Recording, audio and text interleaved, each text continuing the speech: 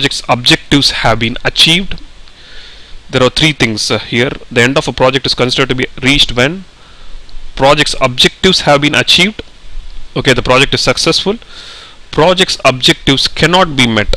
You start off on a project and down the way the client feels or the team feels that the objectives cannot be met. So this is also an example of end of a project can be achieved. So it doesn't mean that this is not a project, but then it's just that the end cannot be met. Okay, need for the project no longer exists. Okay, so you might start off on something, you might be successful at it, then the end is successful.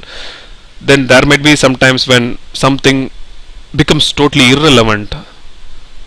So the need does not exist for the project. So that's where the end is end of the project it is reached, and then project objectives cannot be met due to some reason or the other. So these are three things which say the end of project is considered to be reached. Okay. Projects can have social, economic and environmental impacts that far outlast the projects themselves. So the project can have an impact on social or economic and environmental factors. Like these are three factors: socio-economic and environmental factors that the project can have an impact on. So examples of social factors can be building a bridge connecting two cities, or you build a transport system. Economic, something which can make things good for the economics, or it can improve your economic level. So that is the impact. So projects are undertaken to make things better in most of the context. So environmental impacts can be like you are trying to regulate the pollution level. So something like that can also be taken up as a project. So a project is a temporary endeavor to create a unique product, service or result. So that's about the main definition about the project. So here what you have to map is temporary means definite beginning and ending, and project, the end result is as such unique for the project. Presence of repetitive elements does not change the fundamental uniqueness of the project work. Although the output might be similar, the set of people involved, time frame or location might be different, so the end result is considered unique. So this is what we were talking about, uniqueness.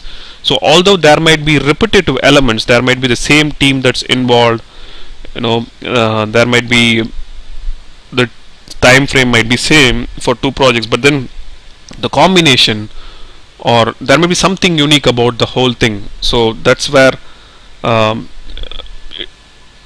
the project as such, or the end result is unique. But even if there are some repetitive elements, the same team getting involved does not alter the uniqueness of the project work. So that indirectly means that something at least would be changing. Although there might be repetitive elements in the form of same team or same components being used, it doesn't change the uniqueness of the product or the project work as such. A project can involve a single person, a single organizational unit, or multiple organizational units. So that means it doesn't need that there should be a big team involved in building a project. There can be a single person involved in building a project. I can build my own website, even that is called a project, and there can be a business unit involved, which again can be called as a project, or multiple business units or organizational units involved in involved in building a project. So there is one more thing which is constantly important in the exam, which is the difference between an operation and a project. There is a life cycle for both the project and the operation. Basically, something is set to become operational once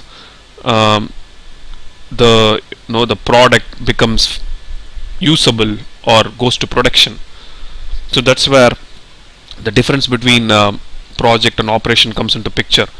An operation is usually a repetitive process.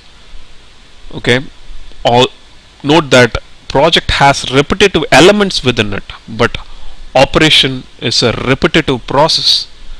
Okay, the process as such is repetitive. And again, note that the PMBOK covers only the project.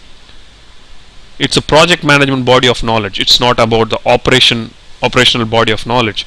So it is stated in the PMBOK that this covers only the project management body of knowledge, but the operation is ongoing and repetitive, and the project is a unique endeavor, temporary endeavor to create a unique product, service, or result. The outcome of the project gets into the operational mode, which is a repetitive process.